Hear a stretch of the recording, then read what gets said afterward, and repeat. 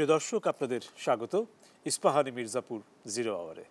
বৈশাখী টেলিভিশনের সমসাময়িক বিষয়ভিত্তিক আলোচনার নিয়মিত আয়োজন ইস্পাহানি মির্জাপুর জিরো আওয়ার। টেলিভিশনের পর্দার পাশাপাশি বৈশাখী টিভির ফেসবুক পেজ এবং ইউটিউবেও অনুষ্ঠানটি দেখার আয়োজন রয়েছে। আজ যে বিষয়টি নিয়ে আলোচনা হবে সেটি হচ্ছে শান্তি ও উৎসবের পাহাড়ে দুশ্চিন্তার রেখা। দুজন অতিথি আজ বিষয়টিকে নিয়ে আলোচনা করবেন। তাদের ভেতরে একজন স্টুডিওতে আমাদের মাঝে উপস্থিত রয়েছেন, আরেকজন যুক্ত হবেন অনলাইনে। যিনি স্টুডিওতে আমাদের মাঝে উপস্থিত রয়েছেন তার সাথে আপনাদের পরিচয় করে দেওয়া যাক। রাজনৈতিক ও নিরাপত্তা বিশ্লেষক মেজর জেনারেল অবসরপ্রাপ্ত মোহাম্মদ আলী শিকদার। ধন্যবাদ আমাদের এই অনুষ্ঠানে অতিথি হয়ে আসার জন্য। আরও একজন অতিথি আছেন, তিনি অনলাইনে আমাদের সঙ্গে যুক্ত হবেন কিছুক্ষণের মধ্যে। তিনি হচ্ছেন সাংবাদিক এবং বান্দরবানের শান্তি প্রতিষ্ঠা কমিটির সদস্য মনিরুল ইসলাম মনু। আমরা এই দুই অতিথির সঙ্গে কথা বলবো আজকের নির্ধারিত বিষয় নিয়ে। তবে তার আগে এক নজর দেখে নিচ্ছি বৈশাখী সংবাদের শিরোনাম। কিশোর অপরাধীদের সংশোধনের সুযোগ রেখে ব্যবস্থা নিতে হবে। কারাগারে অন্যান্য আসামির সাথে না রাখতে মন্ত্রিসভায় প্রধানমন্ত্রীর নির্দেশনা।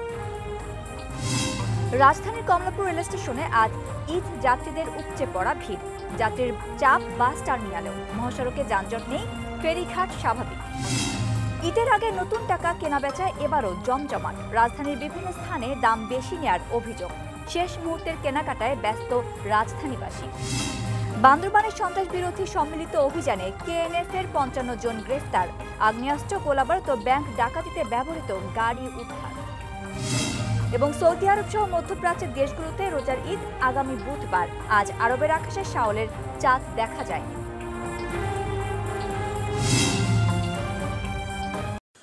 দেখছিলাম শিরোনাম, যাচ্ছি আলোচনায়। আজকের অতিথি মেজর জেনারেল অবসরপ্রাপ্ত মোহাম্মদ আলী শিকদার। আপনার সঙ্গে আমরা আলোচনায় যাওয়ার আগে একটু এক নজর দেখে নিচ্ছি যে বিষয়টি নিয়ে আমরা কথা বলতে চাইছি, সেই বিষয়ে আমাদের প্রতিবেদনটি। পাহাড়ে সন্ত্রাসী সংগঠন কুকিচিন ন্যাশনাল ফ্রন্ট কেএনএফ-এর সন্ত্রাসী কর্মকাণ্ডের বিরুদ্ধে সাঁড়াশি অভিযান চালাচ্ছে আইনশৃঙ্খলা রক্ষাকারী বাহিনী। সেনাবাহিনী, বিজিবি, র্যাব ও পুলিশের সমন্বিত অভিযানে রোববার রাতে গ্রেপ্তার করা হয় কেএনএফ-এর ৩ সদস্যকে। সদর থানা রেইচা এলাকা থেকে তাদের গ্রেপ্তার করা হয়। সোমবার দুপুরে অভিযান চালিয়ে গ্রেপ্তার করা হয় আরও ৪ জনকে। বিকেলে আইনশৃঙ্খলা বাহিনীর হাতে রুমা থেকে গ্রেপ্তার হয় আরও ৪৯ জন। এদের মধ্যে ৩১ জন পুরুষ এবং ১৮ জন নারী রয়েছে। তাদের থেকে উদ্ধার হয় ৬০টি দেশীয় অস্ত্র, ২০ রাউন্ড গুলি ও ডাকাতির কাজে ব্যবহৃত গাড়িসহ নানা সরঞ্জাম। আটক ৫৬ জনের মধ্যে ৫৫ জন কেএনএফ সদস্য, যারা সবাই ব্যাংক ডাকাতি ও গোলাগুলির ঘটনায় হওয়া ৮ মামলার আসামি। পরে নিরাপত্তাজনিত কারণে রুমা থেকে ৪৯ জনকে বান্দরবান সদর থানায় নিয়ে আসে আইনশৃঙ্খলা রক্ষাকারী বাহিনী। সেখানে থানা হেফাজতে থাকবে তারা। আর ডাকাতির কাজে ব্যবহার করা গাড়ি চালক কফিল উদ্দিনকে ডাকাতির মামলায় গ্রেপ্তার দেখিয়ে আদালতে হাজির করা হয়। পরে তাকে কারাগারে পাঠানোর নির্দেশ দেন আদালত।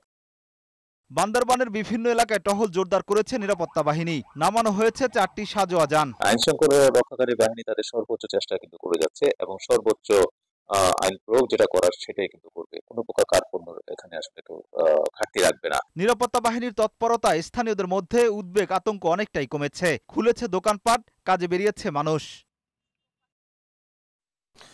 আমরা দেখছিলাম বান্দরবনের পরিস্থিতি নিয়ে সবশেষ তথ্যের ভিত্তিতে যে প্রতিবেদনটি, সেটি কয়েকদিন পরেই পাহাড়ে বৈশাখের উৎসব।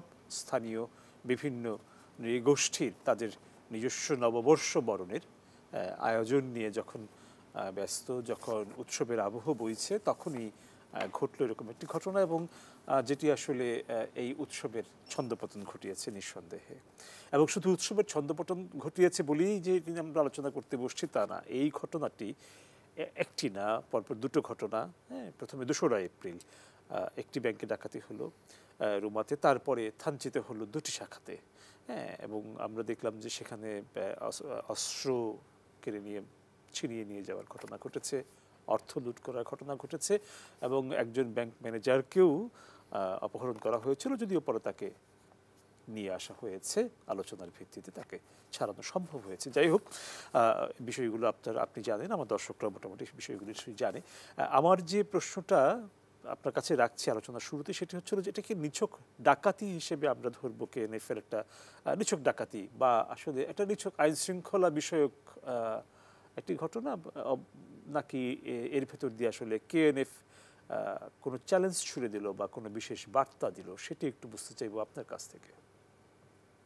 দেখেন, যে ঘটনাটি ঘটেছে গত মঙ্গলবারে রামুতে সোনালী ব্যাংক, এই কেএনএফ নামক এই সংগঠনের সদস্যদের যারা ডাকাতির যে ঘটনা, তার মাধ্যমে শুধু যে ডাকাতি স্রেফ সেটি যেমন দেখছি, কিন্তু এর সাথে এখন যে তথ্যপত্র আমরা পাচ্ছি তাতে কিন্তু নতুন করে কিছু উদ্বেগের কারণ হয়ে দাঁড়াচ্ছে। তার মধ্যে গত এই কয়েকদিন ধরে তো আমরা সব কিছু বোঝার চেষ্টা করছি, অনেক কথাবার্তা বলছি। গত 2 দিন ধরে একটি তথ্য আমি পাচ্ছি এবং আপনাদের সংবাদ মাধ্যমে, সেটি হলো যে নাথান বম নাম করে যিনি ক্লেম করছেন যে তিনি এই তিনি প্রধান, তো যে সংবাদটা পাচ্ছি সেটি হলো তিনি নাকি এই গত কয়েক বছরে নেদারল্যান্ডে খুব যাওয়া আসা করছেন, তার যোগাযোগ আছে সেখানে। এবং আজকে একটা সংবাদ মাধ্যম আমাকে বললেন, কতটুকু সত্য জানি না, তিনি এখন বর্তমানে সুইজারল্যান্ডে আছেন, তিনি একটি সাংবাদিক সম্মেলনও করতে পারেন, এরকম একটি তথ্য পাওয়া যায়। যদি এই তথ্যটি সঠিক হয় যে সে নেদারল্যান্ডে গিয়েছেন বা যোগাযোগ আছে, সুইজারল্যান্ডে আছেন, তাহলে একটি নতুন উদ্যোগ এই কারণে যে তাতে বোঝা যাচ্ছে যে এই নাথান বম বা এদের সাথে আন্তর্জাতিক একটি কানেকশন রয়েছে। ধরেন নাথান বম বাংলাদেশের নাগরিক, এটা কিন্তু আমরা জানি, ইতিমধ্যে এটি প্রতিষ্ঠিত হয়েছে। যদি বাংলাদেশের নাগরিক হয় তাহলে তাকে বিদেশ ভ্রমণ যেতে হলে তার যে ট্রাভেল পারমিটস লাগে, ভ্রমণ যে অনুমতি, সেটা পাসপোর্ট হতে পারে বা অন্য কোনো ডকুমেন্ট হতে পারে।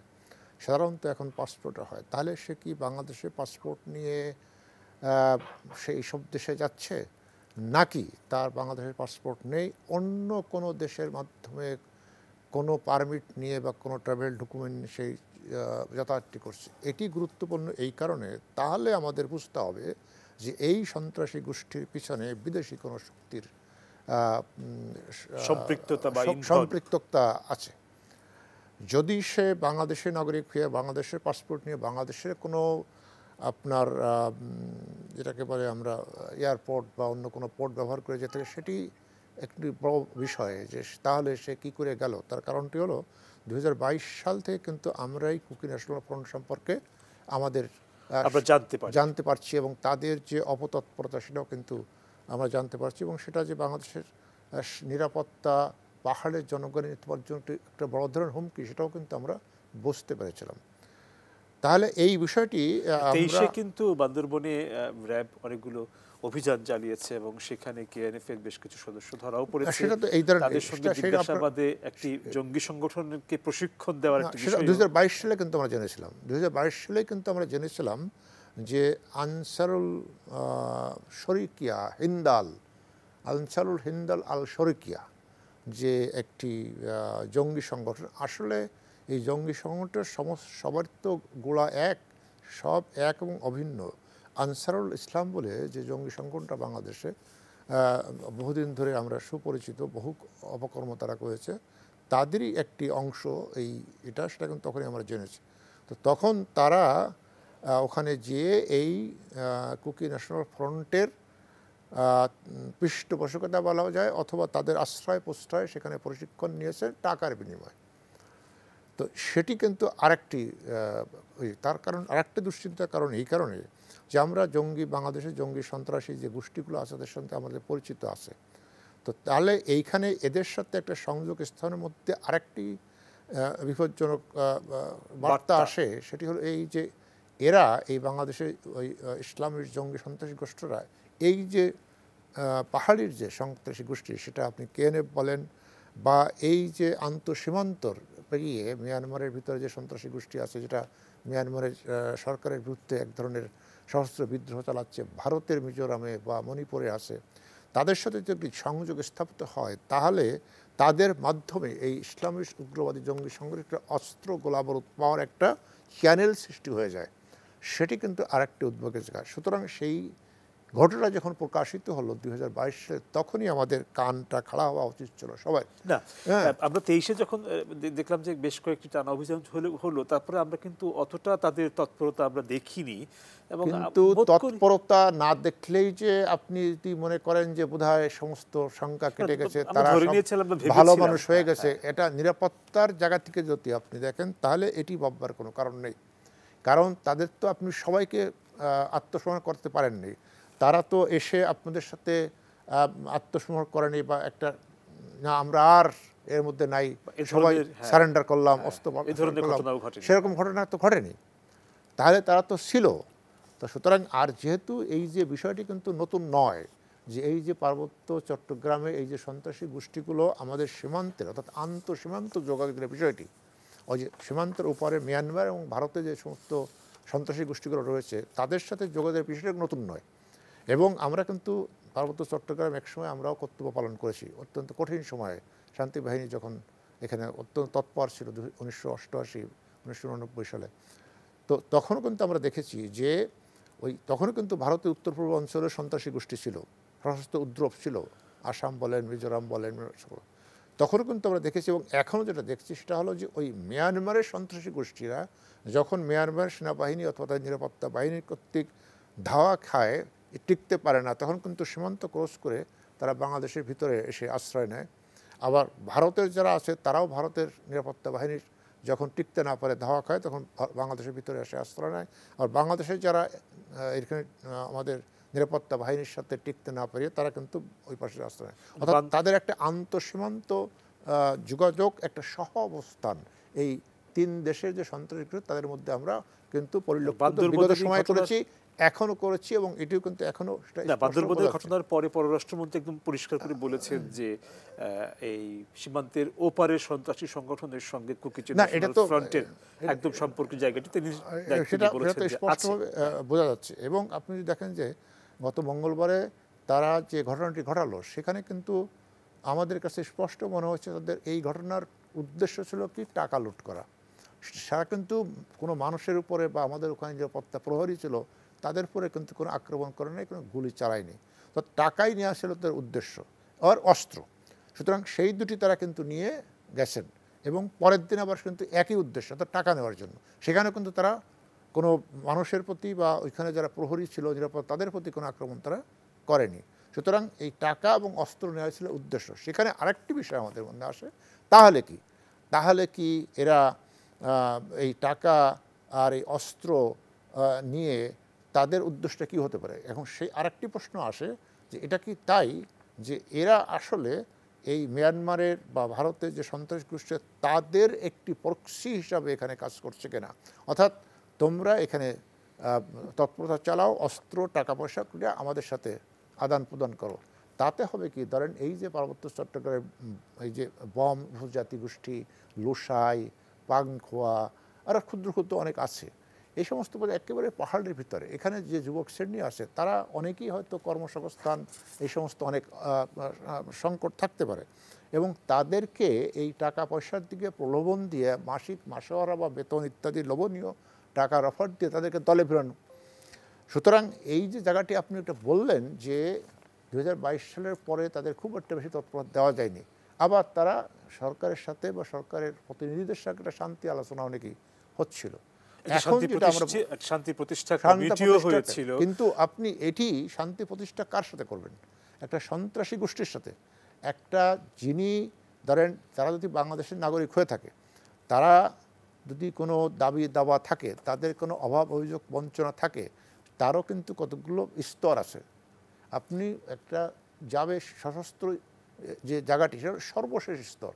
আপনার দাবি দেওয়া থাকলে আপনি রাষ্ট্রের সাথে সরকারের সাথে রাজনৈতিকভাবে আন্দোলন করেন, সংগ্রাম করেন, প্রচার করেন, প্রপাগান্ডা করেন, দেন দরবার করেন। তারপরে যখন আপনি দেখবেন যে না সরকার রাষ্ট্রীয় কর্তৃপক্ষ আপনাদের কোনো কিছুতে কর্ণপাত করছে না, তখন কিন্তু যদি আপনি একেবারে শেষ আশ্রয়স্থল অস্ত্র তুলে নেয়, তার একটা যুক্তি থাকে। অস্ত্র তুলে নেওয়ার কখনোই সমর্থন করা যায় না। বান্দরবানে যে কমিটিটি আছে শান্তি প্রতিষ্ঠা কমিটি, তার সেই কমিটির একজন সদস্য সেখানকার সাংবাদিক মনিরুল ইসলাম মনু, তিনি আমাদের সঙ্গে অনলাইনে যুক্ত হচ্ছেন। একটু তার অভিজ্ঞতাটিও আমরা একটু শুনবো। মনিরুল ইসলাম মনু, আপনি কি আমার কথা শুনতে পাচ্ছেন?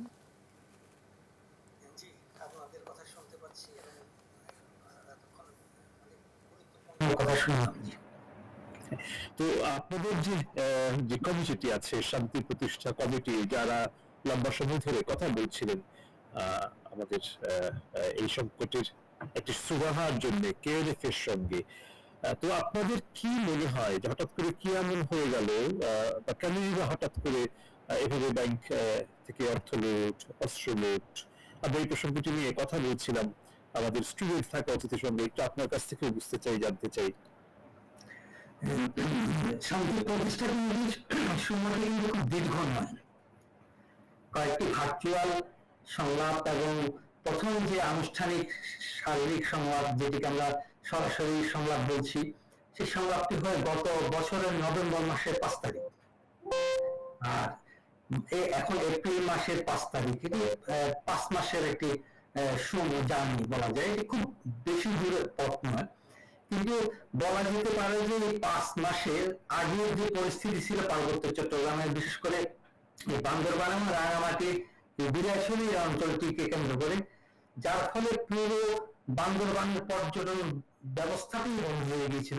লোকজনের আসা যাওয়ার উপর নিষেধাজ্ঞা ছিল, পর্যটন বন্ধ ছিল, সাধারণ মানুষের যান চলাচলের উপর কিছুটা বিধিনিষেধ ছিল।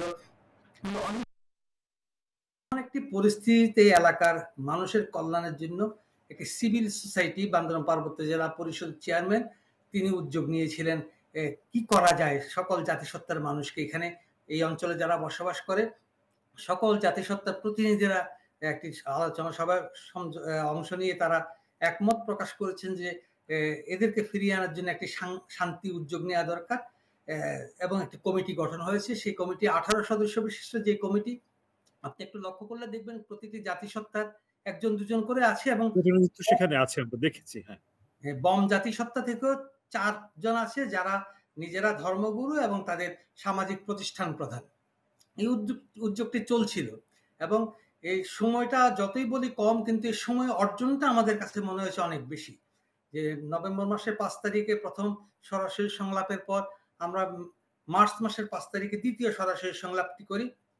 প্রথম সংলাপে 4 দফা সমঝোতা স্মারক স্বাক্ষরিত হয়। এর আগে অনেকগুলো আলোচনা হয়েছে, কিন্তু প্রথম একটি সরাসরি সংলাপে 4 দফা সমঝোতা স্মারক, যেখানে বলা হয়েছে কুকিচিন ন্যাশনাল ফ্রন্ট তাদের সশস্ত্র কার্যক্রমকে স্থগিত রাখবে, প্রশাসন পরিচালনা সরকারকে সহযোগিতা দেবে এবং তাদের দাবি দেওয়াগুলো সরকারের কাছে তুলে ধরার জন্য একটি পরিবেশ তৈরি করবে। অন্যদিক থেকে সরকারও এই অঞ্চলে যে বিধিনিষেধগুলো আরোপ আছে সেগুলোকে ক্রমশ শিথিল করে একটা শান্তিপূর্ণ পরিবেশ করবে। প্রথম আমাদের সংলাপেই আমরা মনে করি এটি একটা বড় ধরনের সফলতা।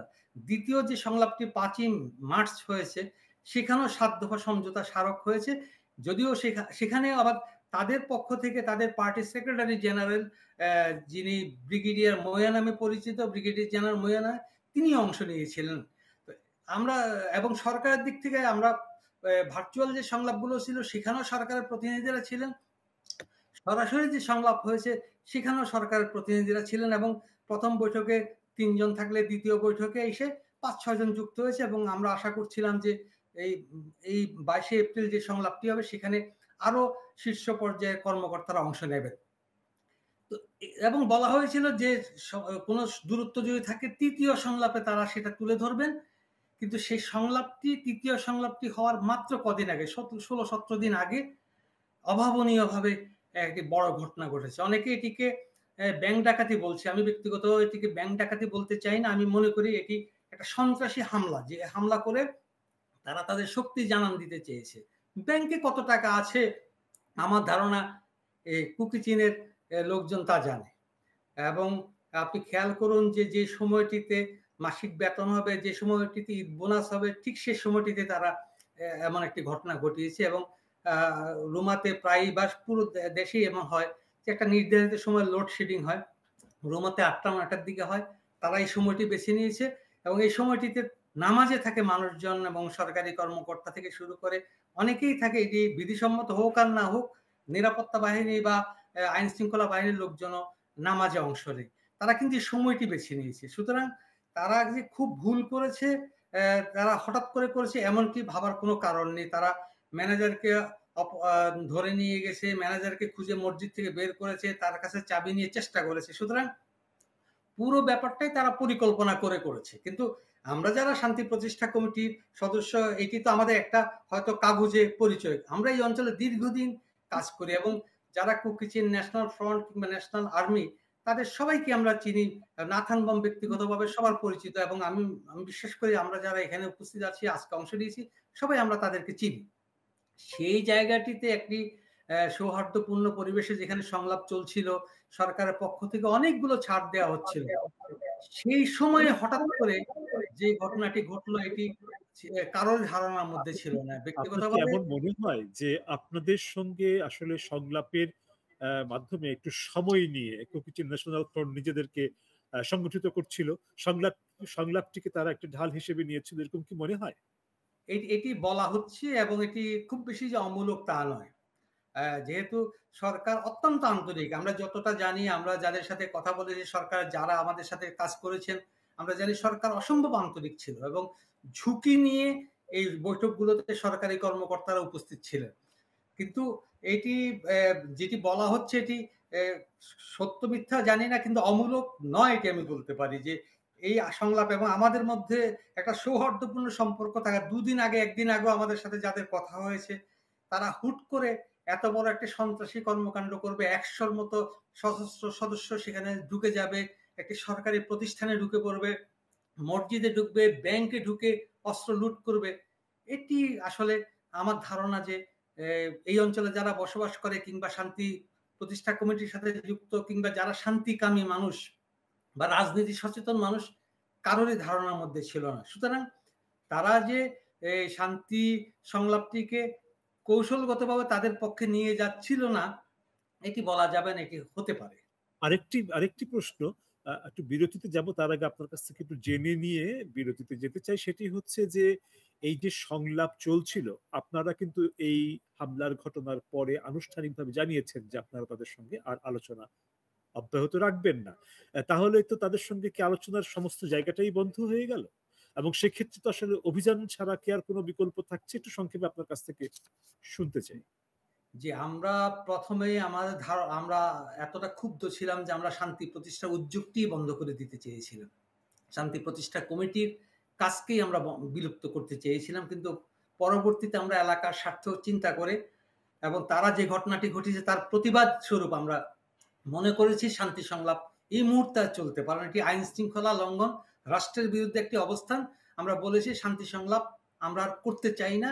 এই আসন্ন যে 22 এপ্রিলে যে শান্তি সংলাপটি ছিল সেটি আমরা বাতিল করেছি। এবং আপনি লক্ষ্য করবেন শান্তি প্রতিষ্ঠা কমিটির সভাপতি বা আহ্বায়ক, যিনি পার্বত্য জেলা পরিষদের চেয়ারম্যান, এবং এই কমিটির সদস্য সচিব যিনি, তিনি বম সোশ্যাল কাউন্সিলের প্রেসিডেন্ট এবং তিনি একজন ধর্মীয় নেতাও। সেই তাদের যৌথ স্বাক্ষরে আমরা বলেছি যে কাজটি করা হয়েছে সেটি নিন্দনীয়। তারা এখন যেহেতু তারা শান্তির পথ ছেড়ে অন্য পথে গিয়েছে, সুতরাং এখন তারা অস্ত্র ছেড়ে দিয়ে নিজেদের আত্মসমর্পণ করার মধ্য দিয়ে এই অঞ্চলে শান্তি প্রতিষ্ঠার জন্য শান্তি প্রতিষ্ঠা কমিটির আহ্বায়ক এবং সদস্য সচিব যিনি বমস কমিউনিটির নেতা, তাদের যৌথ স্বাক্ষরে বিবৃতি আমরা দিয়েছি। আমরা তাদেরকে আত্মসমর্পণ করে স্বাভাবিক জীবনে ফিরে আসার জন্য আমরা অনুরোধ জানিয়েছি। ধন্যবাদ মনিরুল ইসলাম মনু, আপনার সঙ্গে আবারও কথা হবে, আবারও সংযুক্ত হব। আমাদের একটি বিরতির সময় হয়ে গেছে। মজিনুর মোহাম্মদ আলী শিকদার, আপনার কাছ থেকেও বিদায় নিয়ে নিচ্ছি একটু বিরতির জন্য, ফিরবো আবারও আপনাদের কাছে আলোচনায়। প্রিয় দর্শক, সময় হয়ে গেল একটা বিরতির, ফিরছি কিছুক্ষণের ভেতর, আশা করি সঙ্গে থাকছে।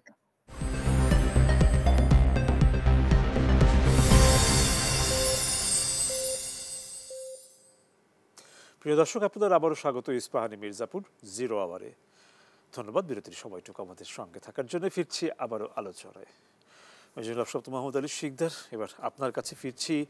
এর আগে যখন আপনার সঙ্গে কথা হচ্ছিল আপনি কয়েকটা জায়গা চিহ্নিত করলেন কেন হতে পারে এই ঘটনাগুলো, এই হামলাগুলো কেন হতে পারে এবং কোন জায়গাগুলোতে একটু নজর রাখা দরকার। সেই কথার সূত্র ধরে বলছি যে কোনো ধরনের রাজনৈতিক উদ্দেশ্য, কোনো ধরনের আন্তর্জাতিক সংযোগ এবং ভূ রাজনৈতিক কৌশলগত কোনো বিবেচনা আছে কিনা সাম্প্রতিক এই হামলার ঘটনার সঙ্গে। আমি কোনো সম্ভাবনা বা শঙ্কাকেই উড়িয়ে দিচ্ছি না, সব সম্ভাবনাকেই আমাদেরকে আমলে নিতে হবে এবং একটা একটা করে বিচার বিশ্লেষণ করে দেখতে হবে যে কি কারণে কোথার থেকে কি হচ্ছে, তারপরে কিন্তু তাহলে আমরা একটা সঠিক পন্থা অবলম্বন করে এটিকে সঠিকভাবে এটাকে মোকাবেলা করা সম্ভব হবে। যে কথাটি আপনাকে আমি বলেছিলাম যে ওই তথ্যটি যদি সঠিক হয়ে থাকে নিশ্চয়ই উদ্বেগের কারণ আছে। সে বাংলাদেশ নাগরিক হয়ে কীভাবে ওখানে গেল, এ সমস্ত দেশে গেল, সেটি ভাববার বিষয়, সেটি খোঁজখবর নেওয়ার বিষয়, সেটি একটি বড় দিক। কিন্তু আরেকটি খবর আমি আজকে আরেকটি টেলিভিশন চ্যানেল থেকে পেলাম, সেটি কতটুকু সঠিক সেটা কিন্তু আপনাদের প্রতিবেদনে আমি দেখলাম না। সেটা হলো যে সোনালী ব্যাংকের অ্যাসিস্ট্যান্ট ক্যাশিয়ার নাকি গ্রেপ্তার হয়েছেন এবং সন্দেহভাজন যে তার যোগসাজশ ছিল ওই সন্ত্রাসীদের সাথে ওই দিন সোনালী ব্যাংকে যে ব্যাংক ডাকাতির যে উদ্যোগ নিয়েছে তার সাথে নাকি উদ্যোগ ছিল। এটি আমি শুনলাম এই সন্ধ্যার পরেই একটি টেলিভিশনের খবরে আমি সেটি শুনলাম। সেটা যদি সত্য হয় তাহলে কিন্তু আরেকটি উদ্বেগের বিষয়। তার কারণটি তাহলে ভিতর থেকেই যোগসাজশ করে তারা এই আক্রমণটি চালিয়েছে। এটি সন্দেহের আরেকটি কারণ এই কারণে, সেটি হলো যে দেখেন সোনালী ব্যাংকে দুপুরবেলা আক্রমণ হলো, সেখানে আনসারের রাইফেল, অস্ত্র, গোলাবারুদ নিয়ে গেল, তারা কোনো রকম রিয়াকশন দেখালো না, একটি গোলা তারা ফায়ার করলো না। এটি তো একটি উপদ্রব এলাকা। হ্যাঁ, আপনি বলছেন যে হয়তো এরকম কোনো অ্যাক্টিভিটিস গত 2 বছর হয়নি, কিন্তু আপনি যদি দেখে থাকবেন চট্টগ্রাম কিন্তু সবসময় একটা নিরাপত্তার সংখ্যা ছিল। মানে আপনি যেটা বলছেন এই প্রশ্নটা কিন্তু দেখা দিয়েছে যে আসলে আইন শৃঙ্খলা রক্ষাকারী বাহিনীর শৈথিল্য এই জায়গাটাতে আসলে ছিল কিনা, নিরাপত্তা ব্যবস্থা শৈথিল্য বলবেন নাকি কি বলবেন সেটি দেখতে হবে। কিন্তু কথাটা হলো যে এটা ভাবা যায় না যে নিরাপত্তার কোনো ব্যবস্থায় চিনতেই যে তাদের অস্ত্র গোলাবারুদ কেড়ে নিয়ে চলে যাবে, তারা চুপচাপ ঠায়ে দাঁড়িয়ে থাকবে, এটা হতেই পারে না। আর আমি যেটা কথাটা আপনাকে বলার চেষ্টা করেছিলাম সেটি হলো যে এই সর্বত্র চট্টগ্রামে কিন্তু নিরাপত্তার সংখ্যা কিন্তু আছে, সবসময় ছিল। কখনো এর ডিগ্রিটা অনেক বেশি ছিল, কখনো কমে গেছে, কিন্তু আসেই। সেরকম একটা নিরাপত্তার যখন একটা হুমকি বা সংখ্যা থাকে তখন কিন্তু নিরাপত্তার ব্যবস্থার দায়িত্বে যারা থাকে একজন একেবারে নিম্ন পর্যায়ের প্রহরী থেকে সরিয়ে কমান্ডার পর্যন্ত প্রত্যেকের একটা ড্রিল থাকে। অর্থাৎ এরকম যদি আপদ আসে, বিপদ আসে, তাহলে কে কি করবেন, কিভাবে অ্যাকশনে যাবেন, একটা একেবারে এসওপি এবং এসওপি থাকে এবং সেই এসওপি অনুশীলন করা হয়। হ্যাঁ, তাহলে সেগুলো কি করা হয়েছে? প্রশ্ন এসছে যেটা আমি প্রসঙ্গত আপনাকে একটু বলে রাখছি, সেটা হচ্ছে যে আমাদের কাছে যথেষ্ট গোয়েন্দা তথ্যের অভাব ছিল কিনা, এই প্রশ্নটিও উঠেছে। না, সেটা তো সঙ্গত কারণে উঠবে। তার কারণটি হলো যে এরকম একটা হলো কোনো প্রস্তুতি নাই। যদি গোয়েন্দা তথ্য সঠিকভাবে থাকতো তাহলে নিশ্চয়ই প্রস্তুতি থাকতো। সেই প্রশ্নটা আসাটা অস্বাভাবিক নয়, কিন্তু এই প্রশ্নগুলোর উত্তর তারাই দিতে পারবেন যারা এর সাথে দায়িত্বপ্রাপ্ত। কিন্তু আমাদের দেখে তো তাই মনে হচ্ছে। তা নাহলে দেখেন তারপরের দিন যে আপনার থানচিতে হলো, সেখানে কিন্তু আপনার যেখানে ঘটনা ঘটেছে সোনালী ব্যাংক এবং কৃষি ব্যাংক, তার 100 মিটারের মধ্যে পুলিশের ফাঁড়ি ছিল, বিজিবির ফাঁড়ি ছিল, তারাও কিন্তু কোনো অ্যাকশনে যায়নি। তার কারণটা কি, যে এই ধরনের ঘটনা ঘটতে তাহলে কি আমরা এটাই ধরে নেব যে এই ধরনের ঘটনা ঘটতে পারে এরকম কোনো আলামত বা এরকম কোনো চিন্তা চেতনা যারা দায়িত্বপ্রাপ্ত আছে তারা কেউ ভাবেনি যে এরকম কিছুই ঘটবে না, সেটি ধরে নেবো আমরা? সেটা ধরে নেওয়ার তো যুক্তিসঙ্গত নয়। তার কারণ আমি যে কথাটি বলেছি, পার্বত্য চট্টগ্রাম সবসময় একটা নিরাপত্তার ঝুঁকি সবসময় ছিল। তার কারণ যে আমি যদি কুকি ন্যাশনাল ফ্রন্টের কথা বাদই দেন, আপনার এই যে জনসমিতি সমিতি যে দলছুট অংশ আছে, ইউপিডিএফ যারা আছে, তারা তো বহুদিন ধরে চাঁদাবাজি করে আসছে, অস্ত্রবাজি করে আসছে, মানুষকে আক্রমণ করছে, নিজেদের মধ্যে গোলাগুলি করে তারা নিজেরা অনেক নিহত হয়েছে, আমাদের নিরাপত্তা বাহিনীর সদস্যরা নিহত হয়েছে বিভিন্ন সময়, বিগত সময়। তো এরকম একটা জায়গা রয়েছে। সুতরাং এটা যখন থাকে তখন কিন্তু একটা নিরাপত্তার একটা লেভেল, একটা স্টেট থাকা, সেটা মেনটেন করতে হয়। হ্যাঁ, তো সেটা যদি করা হতো তাহলে অন্তত আমাদের যারা ওখানে প্রহরী ছিল, নিরাপত্তা, তারা অন্তত তাদের সাথে একটা অ্যাকশনে যেত হ্যাঁ, আর তার মানে এই যে অ্যাকশনে না অস্ত্র যাওয়ার গোলাবারুদ ব্যাপারটি, অস্ত্র গর্ভচ্ছেদ দেওয়া হয়েছে কি জন্য তাহলে? মানে অ্যাকশনে না যাওয়ার ব্যাপারটি আপনাকে একটি বিশেষ চিন্তা ফেলছে? না, চিন্তা ফেলছে এই কারণে, ওই যে আরেকটা করেন, ওই যে অ্যাসিস্ট্যান্ট ক্যাশিয়ার, যদি এটা সত্য হয় তাহলে মানে ভিতর থেকে যোগসাজশ, যদি সত্য হয়, আমি জানি না, ওই যেটা খবরটা আমি শুনলাম, তাহলে কি আমাদের এই যে যারা ওই যে নিরাপত্তার জন্য দায়িত্বে ছিল তাদেরকে সন্দেহ করার কোনো সুযোগ সৃষ্টি হয় কিনা, সেই বিষয়টা কিন্তু আমি উড়ে দিতে পারছি না, সেটাও কিন্তু উড়ে দিতে পারছি না। সুতরাং এই সমস্ত বিষয় দিয়ে আমাদের ব্যাপকভাবে পরিস্থিতিটা মূল্যায়ন করা উচিত। এখন একটা অভিযান চলছে, আমি আশা করি অভিযান সেটা সফল হবে, তারপরে নতুন করে পরিস্থিতি মূল্যায়ন করা হবে এবং নতুন করে কী করা যায় সেটি ব্যবস্থা তারা নেবেন। কিন্তু এই যে বিষয়গুলো, নিজেদের যে দুর্বলতা, নিজেদের যে ঘাটতি, নিজেদের যে সচেতনতার অভাব, সেই বিষয়গুলো মনে হয় আরও বেশি করে দেখা উচিত। যদি নিজেরা সচেতন থাকতো, নিজেরা যদি শক্তিশালী অবস্থায় থাকতো, তাহলে প্রতিরোধ শুধু না, তাহলে কিন্তু ওরাও ভয় পেত যে আমরা এই ধরনের ঘটনা ঘটাতে গেলে ওখান থেকে সহজে ঘটনাটি হয়তো ঘটতো না, হয়তো ঘটতো, তখন তাদের মধ্যে ভয় থাকতো যে ওখানে আমরা গেলে আমরা পার পাবো না। মানে এই বিষয়টা আমরা একটু এখন যাব হচ্ছিল মনিরুল ইসলাম মনু ওনার কাছে, একটু এই প্রসঙ্গে ওনার একটু কথা শুনবো। মনিরুল ইসলাম মনু, আপনি শুনতে পাচ্ছেন? আচ্ছা, আমি আপনার কাছ থেকে যে বিষয়টা জানতে চাইছি সেটা হচ্ছে যে আপনারা তো সংলাপ বন্ধ করেছেন, কিন্তু আপনাদের সাংগঠনিক বা যে কাঠামোটি সেটি তো আর আপনারা বন্ধ, তাদের কার্যক্রম তো আর বন্ধ করেননি। মানে আমি শান্তি প্রতিষ্ঠা কমিটির কথা বলছি। তো এই মুহূর্তে আপনারা মানে কমিটি বা কমিটির সদস্যরা আপনারা নিজেদের ভেতরে কি ভাবছেন, পরবর্তী করণীয় নিয়ে কি চিন্তা করছেন? হ্যাঁ, এই প্রশ্নের উত্তরে যাব তার আগে আমি একটু বলি, একটু আগে যে আলোচনা হচ্ছিল যে আমাদের দায়িত্ব আমরা পালন করেছি কিনা, কোনো অ্যালার্ট ছিল কিনা। হ্যাঁ, অ্যালার্ট ছিল। এই কুকিচিন ন্যাশনাল ফ্রন্ট তাদের ফেসবুক বলেছিল যে তারা ব্যাংক হামলা থেকে শুরু অনেক বড় ঘটনা ঘটাতে মতো সমর্থ, তারা হুমকি ছিল। সেই হুমকিকে আমরা কতটা গুরুত্ব দিয়েছি সে বিষয়ে মন্তব্য করার পরিবেশ আমার জন্য নেই। কিন্তু এটা সত্যি যে দুটি জায়গায়, রুমা উপজেলায় হলো রাতের বেলা আর থানচিতে হলো দিনের বেলা, দুটি জায়গাতেই প্রকাশ্য যে আমরা বলছি যে ফাঁড়ি ছিল না, ফাঁড়ি নয়, এটি থানা। সোনালী ব্যাংকের খুব অল্প দূরেই থানচি থানা, এবং সেখানে পুলিশের প্রচুর সংখ্যক পুলিশ থাকে। কিন্তু আমরা লক্ষ্য করেছি যে দুটি ঘটনায় একটি ফায়ারের ঘটনাও ঘটেনি। এটি কেন হয়েছে? আমাদের স্টুডিওতে থাকা অতিথি তিনি এটি নিয়ে খুব বিস্ময় প্রকাশ করছিলেন। এবং স্বরাষ্ট্রমন্ত্রী যখন এলেন, তিনি রুমা উপজেলায় ঘুরে আসলেন। এর আগের দিন আমাদের সেনা প্রধান পুলিশ প্রধান এসেছিলেন। স্বরাষ্ট্রমন্ত্রী যেটি বলেছেন, তিনি বলেছেন এই ঘটনার কারো অভিসন্ধি কাজ করেছে কিনা, কেউ দায়িত্ব পালনে ব্যর্থতার পরিচয় দিয়েছে কিনা।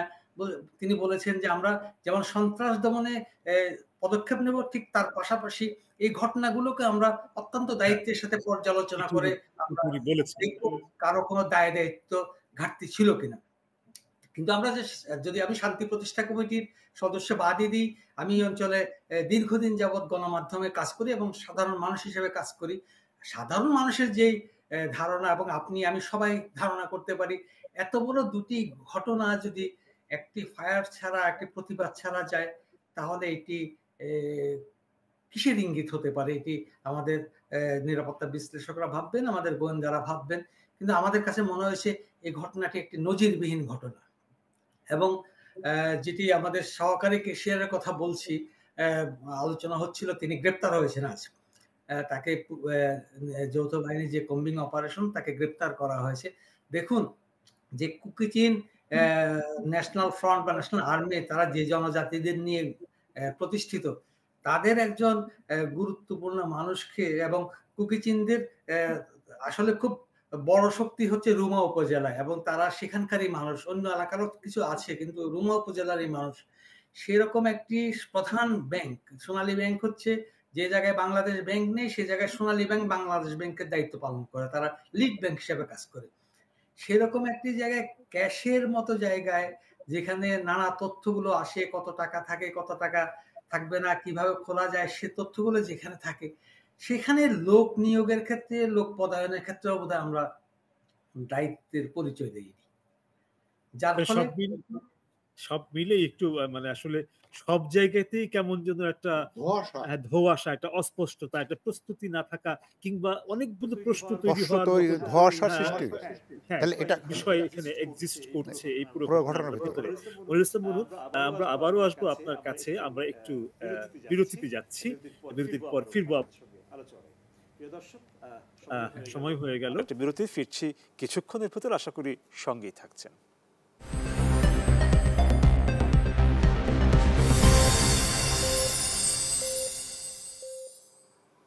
প্রিয় দর্শক, আপনাদের আবারও স্বাগত ইস্পাহানি মির্জাপুর জিরো আওয়ারে। ধন্যবাদ বিরতির সময়টুকু আমাদের সঙ্গে থাকার জন্য। মনিরুল ইসলাম মনু, আপনি কি শুনতে পাচ্ছেন? জি, শুনতে পাচ্ছি। আপনার কথার মাঝখানে একটু বিরতিতে যেতে হয়েছিল, ফিরছি আপনার কাছে। আপনি যেখানে বলছিলেন সেখান থেকে আমরা একটু শুনে যেতে চাই। এটি তো আমরা সবাই বলছি কেন দায়িত্ব পালন হয়নি, এটি হয়তো বিশ্লেষণ হবে, এটি তদন্তে হয়তো বেরিয়ে আসবে কারোর দায়িত্ব অবহেলা আছে কিনা। কিন্তু এটি সত্য, যে যেভাবেই নেক একটি শান্তিপূর্ণ পরিবেশ বিরাজ করছিল। শান্তি প্রতিষ্ঠা কমিটির উদ্যোগ, একটি কথা পরিষ্কার করার দরকার যে শান্তি প্রতিষ্ঠা কমিটি কোনো দাবি দেওয়া পূরণের প্রতিষ্ঠান নয়, কিংবা কোনো প্রকল্প সরকারের সাথে এদের একটা যোগসূত্র করে দেওয়া তাদের কাজ। এবং আপনি লক্ষ্য করবেন ভার্চুয়াল সংলাপগুলো থেকে শুরু করে যে প্রথম দ্বিতীয় সংলাপগুলো হলো, সেখানে সরকারের অনেক বড় দায়িত্বশীল প্রতিনিধিরা অংশ নিয়েছেন। সুতরাং সেই জায়গায় কাজটা এগুচ্ছিল, যার ফলে সবারই ধারণা ছিল যে হয়তো শান্তি ফিরে আসবে। যেটি আমরা বারবার বলছি, শান্তি আলোচনা আড়ালে তারা নিজেদের সংগঠিত করতে চাচ্ছিল কিনা, কিংবা শান্তি আলোচনাকে তারা ব্যবহার করতে চাচ্ছিল, এটি হয়তো বিশ্লেষণে বেরিয়ে আসবে। কিন্তু এটি সত্য যে একটা শান্তিপূর্ণ পরিবেশ বিরাজ করছিল, যার ফলে অনেকেরই ধারণা ছিল যে হয়তো আর বড় ধরনের কোনো ঘটনা ঘটবে না। আপনি খেয়াল করুন, নভেম্বর মাস থেকে কিন্তু বড় ধরনের আর কোনো ঘটনা ঘটেনি। যার ফলে এক ধরনের সবার মধ্যে, আমাদের মন্ত্রীও, আমাদের স্বরাষ্ট্রমন্ত্রী মহোদয় বলেছে, অনেকের মধ্যে এক ধরনের রিল্যাক্স ভাব ছিল। এটি ভালো কি মন্দ আমরা জানি না, আস্থাও হয়তো ছিল যে কিছু হবে না, যার ফলে প্রস্তুতিটা আমাদের ছিল না। ধন্যবাদ মনিরুল ইসলাম মনু। আমরা ফিরছি একটু স্টুডিওতে, সেখানে আছেন আমাদের যে অতিথি, তার সঙ্গে একটু কথা বলবো। মোহাম্মদ আলী শিকদার, আমি যেটা এখন আপনার কাছ থেকে জানতে চাইবো সেটা ছোট ঘটনা নিয়ে তো একটু বিশ্লেষণ হলো, কার্যকারণগুলো বুঝবার চেষ্টা হলো। এবার একটু মানে এই সংকটগুলোকে মোকাবেলার জন্য ইমিডিয়েট যে সমস্ত অ্যাটেম্পগুলো বা একটু মিড রেঞ্জের যে অ্যাটেম্পগুলো হওয়া উচিত, একটু সংক্ষেপে শুনুন। একটা বিষয় বোধহয় এটার ঘটনার মধ্যে প্রতিষ্ঠিত হলো যে আপনি একটা সন্ত্রাসী, রাষ্ট্রদ্রোহী, ক্রিমিনাল গ্রুপকে যদি একটা মর্যাদা দেন, এবং তাও রাজনৈতিক মর্যাদা, অর্থাৎ আপনি তার সাথে আলোচনা করছেন মানে তার রাজনৈতিক একটা মর্যাদা দিলেন, সেই মর্যাদাটা পেয়ে সে মাথায় উঠে গেছিল। সুতরাং তার সাথে আর কোনো আলোচনা হয়, তাকে মাথায় উঠেছে, তাকে একটা আষাঢ় দিতে হবে। আষাঢ় দিয়ে মাটিতে এমনভাবে দিতে হবে যে তার বাজাটা, কোমরটা একেবারে ভেঙে যায়, যেন সার উঠতে না পারে। এবং তার মাধ্যমে শুধু সে নয়, এইরকম অ্যাডভেঞ্চারিস্ট কোনো গোষ্ঠী যদি আরও থেকে থাকে, তাদের কাছে যেন একটা শিক্ষাটা, বার্তাটা যায় যে এই ধরনের অপকর্ম রাষ্ট্রের বিরুদ্ধে করলে তাদেরকে এইভাবে আছাড় দেওয়া হবে। সুতরাং সেটি হলো সবচেয়ে বড় করণীয়। আমার মনে হয় বর্তমান যে যৌথ অভিযান সেনাবাহিনীর নেতৃত্বে চলছে, সেই লেসনটা এই সন্ত্রাসী গোষ্ঠীকে তারা দিবেন বলে আমরা প্রত্যাশা করি। আপনি কোনো আলোচনায় আস্থা রাখছেন না?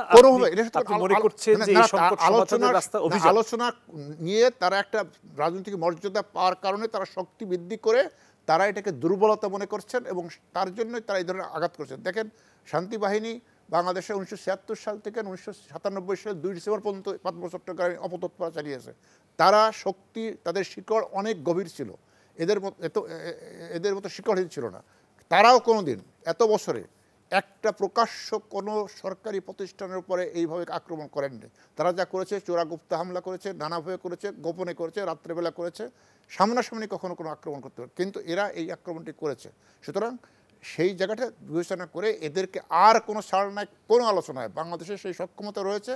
এবং আমাদের যে আঞ্চলিক যে জায়গাটি, ত্রিদেশীয় আমাদের অবস্থান, সেখানেও মনে হয় বাংলাদেশের রাষ্ট্রের পক্ষ থেকে যে ব্যবস্থা, তার প্রতি সমর্থন থাকবে, কারণ ওই দুইটা রাষ্ট্র কিন্তু এই ধরনের উপদ্রবের মধ্যে আছে। সুতরাং সেই জায়গাটি থাকবে। সুতরাং সেই জায়গা থেকে আমাদের যে জায়গাটি করা দরকার, এই যে অপারেশন চলছে, এটার পরে পরিস্থিতিটা পুনর্মূল্যায়ন করতে হবে, করে তাদের আমাদের ভাবতে হবে যে আমরা এটাকে এই ধরনের ঘটনা না ঘটে তাহলে আমাদের এই যৌথ বাহিনী অবস্থানটা ভবিষ্যতে কীরকম হবে, কী পন্থা হবে সেটি যেমন বের করতে হবে। একই সাথে আমি যেটা সাজেশন দিয়ে আসছি একটু রিপিট করি যে এই যেহেতু মিয়ানমার, ভারত, বাংলাদেশের এই তিনটা দেশে এই ধরনের কমন একটি সংকটের মধ্যে আছে, ত্রিদেশীয় কোনো উদ্যোগ সমন্বয়ের মাধ্যমে এদেরকে বিরুদ্ধে কোনো উদ্যোগ নেওয়া যায় কিনা সেটাও ভেবে দেখা দরকার। আমি মনে করি সেটা যদি সম্ভব হয় তাহলে এই গোষ্ঠীকে দমন করা আরও সহজ হবে। ধন্যবাদ মাহমুদুল শিকদার, ধন্যবাদ মনিরুল ইসলাম মনু, আপনাকেও আমাদের সঙ্গে অনলাইনে সংযুক্ত থাকার জন্য। আমরা চাইছি, আমাদের আকাঙ্ক্ষার জায়গাটি হচ্ছে যে পাহাড়ে শান্তি ফিরে আসুক এবং শুধু এই যে উৎসবটি তাদের বৈশাখী বর্ষবরণের উৎসব, শুধুমাত্র সেই সময়টুকুর আনন্দ ছন্দ ফিরে আসার জন্যই যে সেখানে শান্তি আসুক তা না, একটি স্থায়ী শান্তির জায়গা সেটি হোক, সেই প্রত্যাশাটি রেখেই আমরা আজকের আলোচনা শেষ করছি। কাল আবারও দেখা হবে ইস্পাহানি মির্জাপুর 0 আওয়ারে অন্য কোনো বিষয়ে। সে পর্যন্ত ভালো থাকুন, সুস্থ থাকুন, শুভরাত্রি।